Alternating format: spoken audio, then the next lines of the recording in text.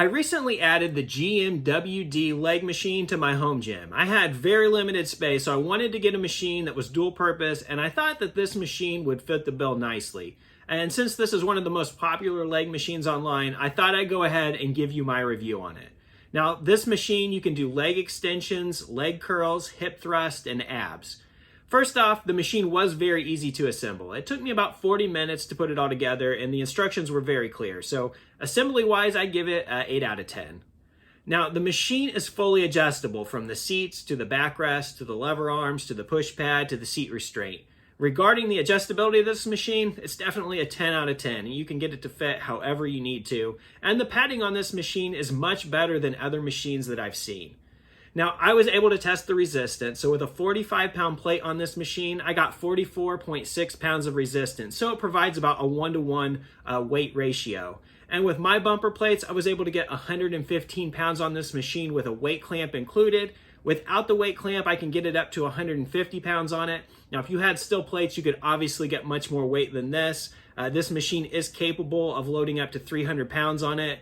Capacity-wise, though, it provides more than enough resistance for my needs. So regarding capacity and how the resistance feels, 10 out of 10. So in some of the other reviews I had seen, people mention that the push pad does seem to bend out slightly. And I also noticed this on my machine. My right leg is out a bit further than my left. The machine actually isn't bent, though. It looks like this is coming from the bearing assembly. That being said, though, I didn't notice that my left leg was working any harder than my right leg. And when using the machine, if I weren't looking at it, I don't think I'd even notice this. The resistance feels spread out evenly amongst both legs. That being said, I probably use this machine one leg at a time, though, so it really wouldn't matter anyways if you did notice. So that being said, I don't think that this is much issue. One of the other things I seen people ask was, does the rocker arm move much when it's loaded with weight? I loaded it up with weight to test it here, and it seemed to hold pretty good. I didn't notice much wobble in it, and it seemed pretty stable. So regarding the exercises that you can do on this machine, when it comes to leg extensions, they feel great. I give this exercise on this machine a 10 out of 10.